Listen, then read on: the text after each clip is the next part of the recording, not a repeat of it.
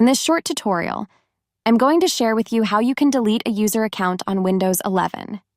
Deleting a user account on Windows 11 is important for maintaining security, privacy, and system performance. On your homepage, simply head into your settings. Tap on your account profile. You will then scroll down onto the option of Other Users. All other users' accounts will be right here. Select on the account you want to delete. Tap on this option of Remove Account. Click on Delete Account and Data. This doesn't require any passwords to proceed.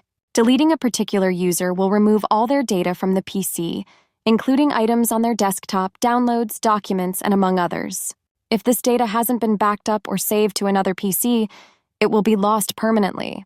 That's how easy it is to delete users' accounts on Windows 11.